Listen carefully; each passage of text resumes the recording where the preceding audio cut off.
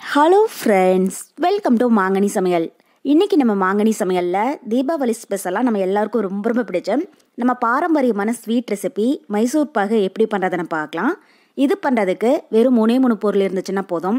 ஒரு 15-20 நிமிஷத்தில் சட்டுன்னு செஞ்சு முடிச்சிடலாம். சரியான அளவுகளோடு நம்ம பக்குவமாக செய்கிற போது பிகினர்ஸ் கூட ஃபர்ஸ்ட் டைம் ட்ரை பண்ணுற போது நல்ல பர்ஃபெக்டான மைசூர் பாகு ஈஸியாக செஞ்சிடலாம். இன்றைக்கி நான் சொல்லியிருக்கிற இதே மெத்தடில் நீங்கள் ட்ரை பண்ணி பாருங்கள். நம்ம பேக்கரியிலையெல்லாம் வாங்கக்கூடிய மைசூர் பாகு மாதிரியே நல்லா சாஃப்டாக வாயில் வச்சதும் அப்படியே கரைஞ்சி போயிடும். வீட்டில் எல்லோரும் ரொம்ப ரொம்ப விரும்பி சாப்பிடுவாங்க. இனி எப்பயுமே கடையில் வாங்கவே மாட்டேங்க, அந்த அளவுக்கு இந்த மைசூர் பாகு ரொம்ப ரொம்ப டேஸ்ட்டாக இருக்கும். சரி வாங்க, இப்போ இந்த சாஃப்ட் மைசூர் பாகு எப்படி பண்ணுறதுன்னு பார்க்கலாம். இது பண்ணுறதுக்கு நான் 1 கப் அளவுக்கு கடலை மாவு எடுத்து வச்சுருக்கேன். இது 1/4 கிலோ அளவு இருக்குது. நீங்கள் வீட்டில் இருக்கிற ஏதாவது ஒரு கப் ஆகட்டும், டம்ளர் ஆகட்டும், எதில் வேணாலும் இந்த மாவை அளந்து எடுத்துக்கோங்க.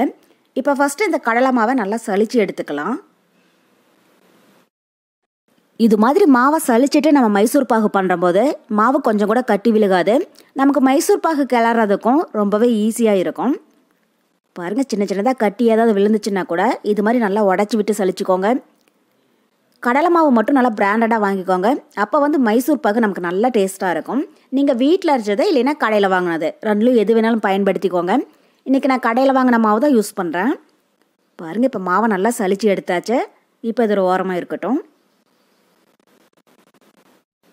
இப்போ அடுத்தது இது மாதிரி மைசூர் பாகு ட்ரேயில் கொஞ்சமாக நெய் இல்லைன்னா எண்ணெய் தடவி எடுத்து வச்சுக்கோங்க. இது மாதிரி உங்ககிட்ட மைசூர் பாகு ட்ரே இருந்துச்சுன்னா அது யூஸ் பண்ணிக்கோங்க. இல்லைன்னா வீட்டில் இருக்கிற ஏதாவது ஒரு பிளாட்டான பிளேட் கூட பயன்படுத்திக்கோங்க.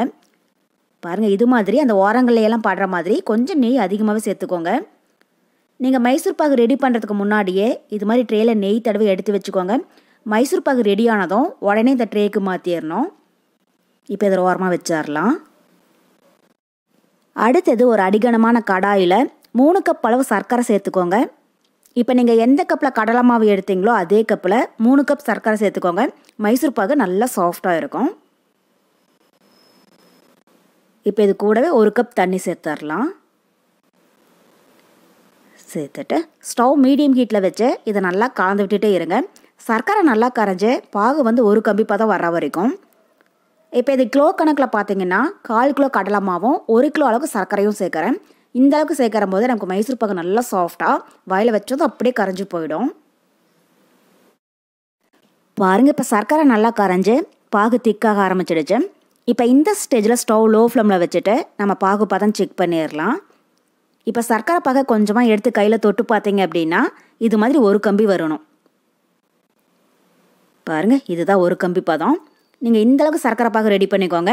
அப்போ மைசூர் பாகு நமக்கு பர்ஃபெக்டாக வரும். இப்போ நமக்கு சர்க்கரை பாகு தயாராகிடுச்சு.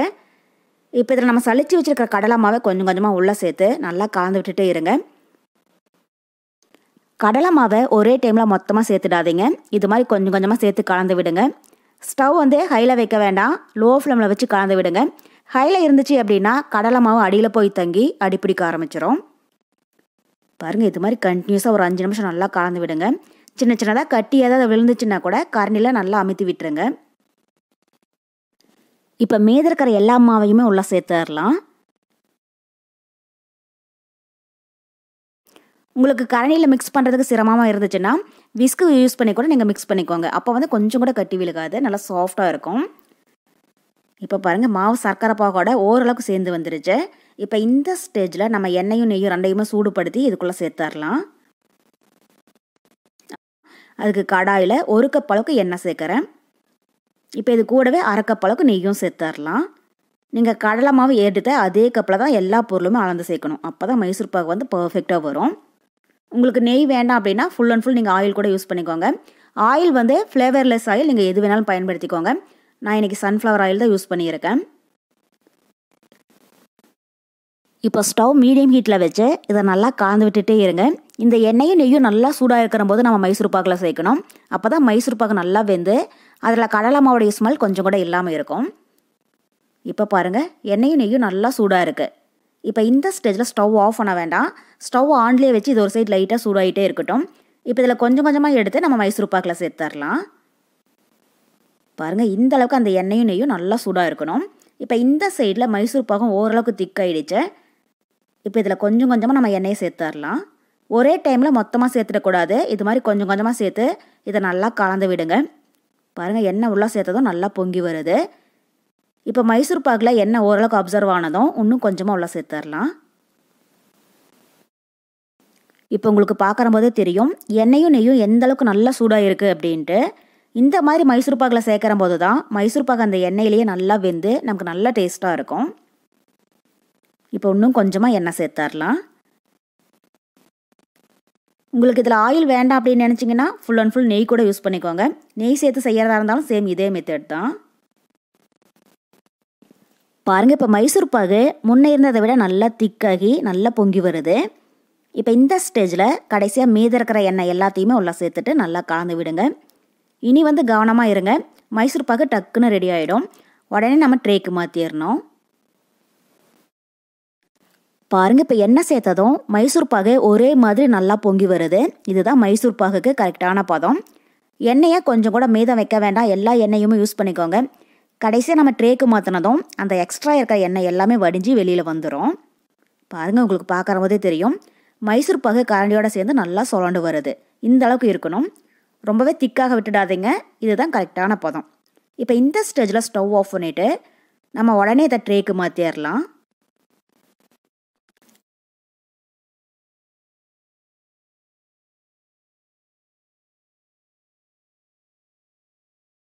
இப்போ மைசூர் பாகை உள்ளே சேர்த்துட்டு இதை லைட்டாக சமப்படுத்தி விட்டுக்கோங்க. ஆறதுக்கு முன்னாடி ஒரு கரண்டி வச்சு இது மாதிரி லைட்டாக சமப்படுத்தி விட்டுருங்க. ரொம்பவே அழுத்தி சமப்படுத்த வேண்டாம், மைசூர் பாகை உள்ளே இறுகின மாதிரி ஆகிடும். பாருங்கள், இது மாதிரி லேசாக சமப்படுத்திக்கோங்க. இல்லைன்னா ஒரு பிளாட்டான பிளேட்டில் பேக் சைடில் கொஞ்சமாக நெய் தடவிட்டு கூட இது மாதிரி நீங்கள் சமப்படுத்திக்கோங்க. அப்போ ஈவனாக பார்க்குறதுக்கு ஒரே மாதிரி இருக்கும். இது மாதிரி சமப்படுத்திட்டு இதை கொஞ்சம் நேரம் ஆற விட்டுருங்க. லைட்டாக ஆறுனதுக்கு அப்புறமா நம்ம பீஸ் போட்டுடலாம்.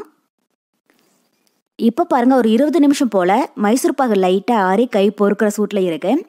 இப்போ இது ஒரு கத்தி வச்சு உங்களுக்கு எந்த சைஸில் பீசஸ் வேணுமோ அதுக்கு தகுந்த மாதிரி நீங்கள் கட் பண்ணிக்கோங்க. இது மாதிரி ஒரு ஸ்கேல் வச்சு கட் பண்ணிக்கோங்க. அப்போ ஒரே மாதிரி பீசஸ் கிடைக்கும், பார்க்குறதுக்கும் ரொம்பவே நல்லா இருக்கும்.